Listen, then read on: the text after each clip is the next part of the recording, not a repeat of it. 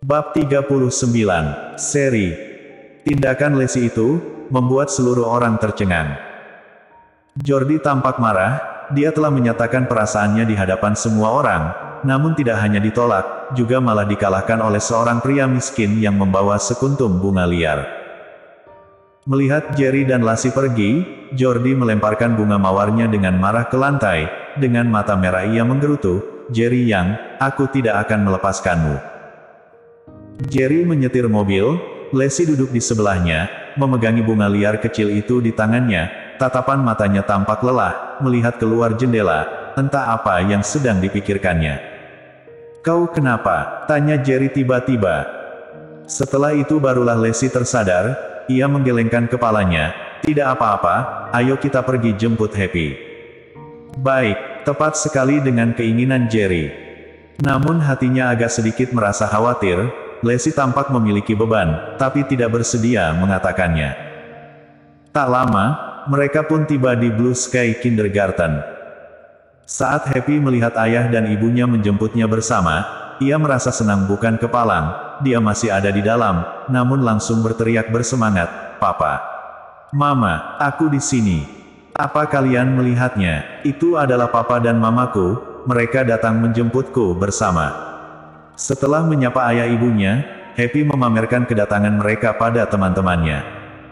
"Ini adalah waktu untuk menjemput anak-anak, guru mereka akan memanggil nama anak satu persatu, lalu mempersilakan orang tua mereka untuk menjemput mereka." Jerry yang sedang berbaris melihat putrinya yang tampak bahagia itu, hatinya merasa sangat bersalah. Saat sang guru memanggil nama Happy, belum sampai Jerry maju ke depan, Happy langsung memanggilnya dan berlari ke arahnya. Jerry menggendong Happy dan berputar satu putaran di tempat, dengan tersenyum ia berkata, "Apa kau merindukan papa?" "Rindu." Happy memeluk leher Jerry, sambil berkata dengan riang. Seolah menyadari perasaan ibunya yang aneh, Happy pun menambahkan, "Aku rindu papa, juga rindu mama." Entah apa yang sedang dipikirkan Lassie, dia sedang melamun, tidak mendengar perkataan Happy. Happy pun melihat ke arah Jerry dengan sedih. "Lassie, Happy bilang dia merindukanmu." Jerry mengingatkan Lassie. Setelah itu barulah Lassie tersadar, ia segera menggandeng tangan Happy, dan tersenyum paksa, "Mama juga rindu pada Happy." "Mama, hari ini Bu Guru memujiku. Katanya gambar keluarga bahagiaku sangat bagus. Happy hebat sekali. Papa, sini, gandeng tangan Mama." Sekeluarga itu meninggalkan TK Happy dengan gembira. Namun jelas sekali perasaan Lassie sangat aneh, beberapa kali dia melamun. "Happy, nanti malam Papa akan video call ya." Saat berpisah, Happy sangat tidak rela, Jerry pun segera berkata akan video call, setelah itu barulah putrinya merasa senang. "Jerry, malam ini aku ada urusan, mungkin agak terlalu larut pulang ke rumah, tidak bisa video call," kata Lassie. Jerry sedikit terkejut, entah semalam ini, Lassie akan pergi kemana. "Apa perlu aku menemanimu?" tanya Jerry. Lassie menggelengkan kepala, "Tidak perlu. Bak, kalau ada yang kau perlukan, jangan lupa menghubungiku," kata Jerry. Setelah berpisah dengan Lassie, dalam perjalanan pulang, Jerry menelepon seseorang, "Selidiki, hari ini ada masalah apa yang menimpa Lassie di perusahaan?" "Baik, komisaris." Baru saja tiba di rumah, Robin langsung menelepon Jerry kembali. Setelah mengetahui masalah yang terjadi di kantor, Jerry pun tampak marah. Sejak kembali ke Jiangsu, sudah berkali-kali dia tidak bisa mengontrol emosinya, setiap kali selalu karena Lassie dan putrinya. "Dasar wanita bodoh, apa kau tidak tahu semua milikku ini adalah miliknya? Kenapa tetap diam saja saat diganggu orang lain?" Jerry sangat marah. Lalu, ia pun memutar balik mobilnya. Saat grup Sanhe baru saja didapatkan oleh Jerry, ia langsung membersihkan seluruh orang dari keluarga Qin. Namun demi perkembangan perusahaan, dia tidak bisa memecat semua orang, oleh karena itu dia menyisakan beberapa orang karyawan. Saat Lassie masih merupakan komisaris, dia sangat tegas terhadap karyawan perusahaan, banyak sekali yang ia buat marah, sekarang dia malah ingin mulai dari bawah. Bisa dibayangkan, seberapa banyak halangan yang akan ia temui. Hari ini, pemimpin atasan Lacey, seorang manajer departemen kecil, memberinya sebuah tugas sulit yang sama sekali tidak seharusnya ia kerjakan. Tugas itu adalah untuk membicarakan masalah kerjasama dengan GM Grup Daye, Bobby Seong. Namun, Grup Daye adalah bisnis milik keluarga Seong, dan Bobby Seong adalah ayah dari Sean Seong. Tempat di mana Lacey harus membicarakan masalah kerjasamanya, bernama Bobby's Entertainment, juga merupakan bisnis keluarga Seong.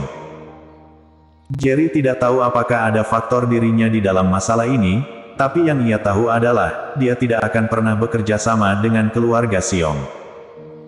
Di Bobby's Entertainment, Lacey yang mengenakan setelan kerja pun turun dari taksi, lalu berjalan masuk ke dalam dengan sepatu hak tingginya.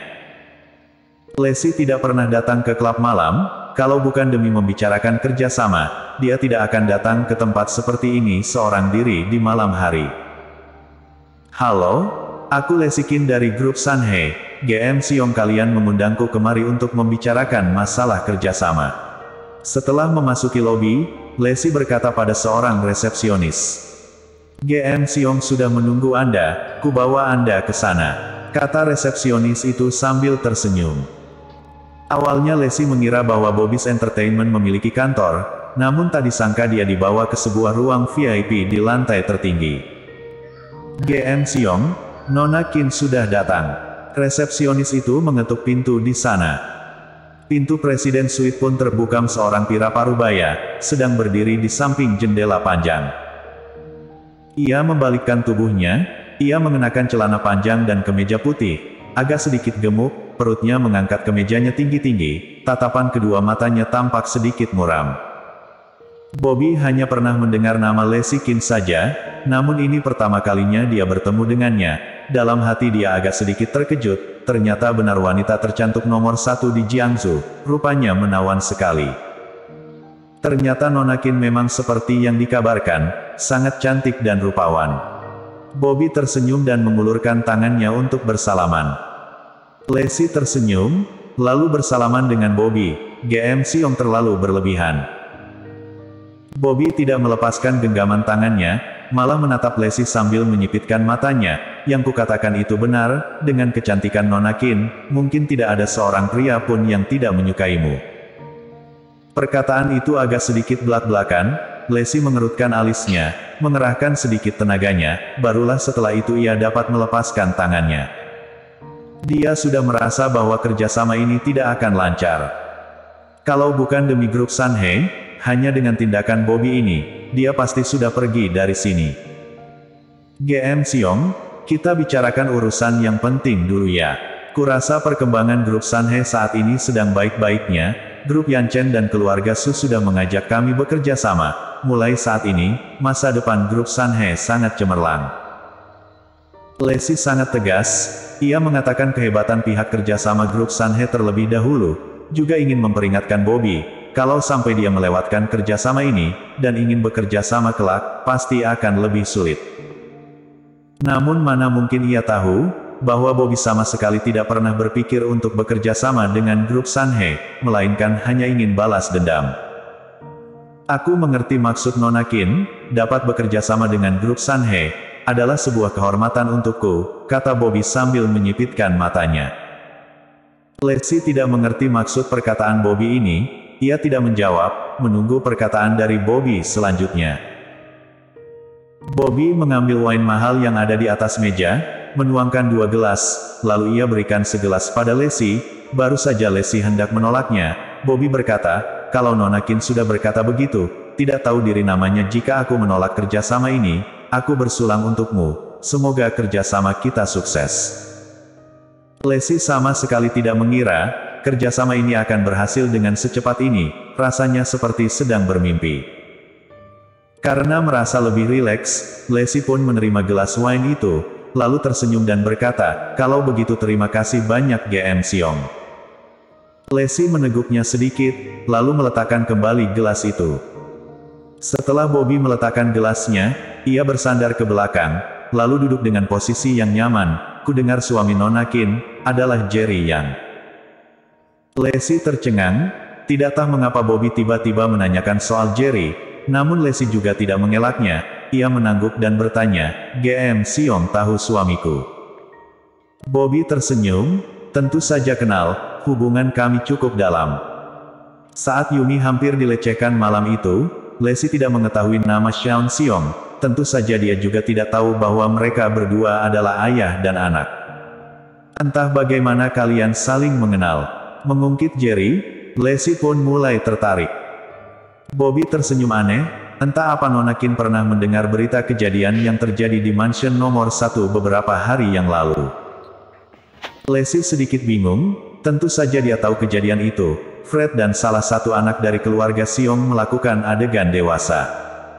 Keluarga Siong. Bobby Siong.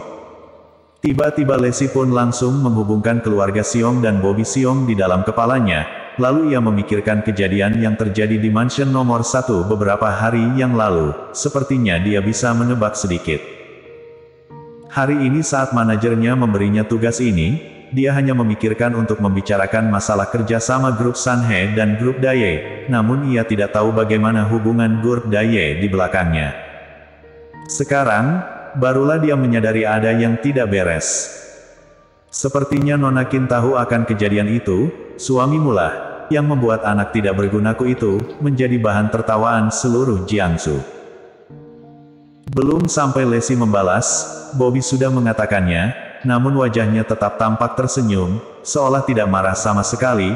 Ia melanjutkan, "Nona Qin, menurutmu, kalau aku juga berhasil membuatmu menjadi pusat perhatian di Jiangsu, berarti skor kita serikan." Wajah Lacey langsung berubah drastis, ia langsung bangkit berdiri. Sampai saat ini, barulah dia mengerti, Bobby sama sekali bukan ingin membicarakan kerjasama, targetnya adalah dirinya. Namun baru saja ia bangkit berdiri, kepalanya terasa sedikit pusing, langit-langit di atasnya terasa sedang berputar. Kau menjebakku." Lacey marah besar. Bersambung.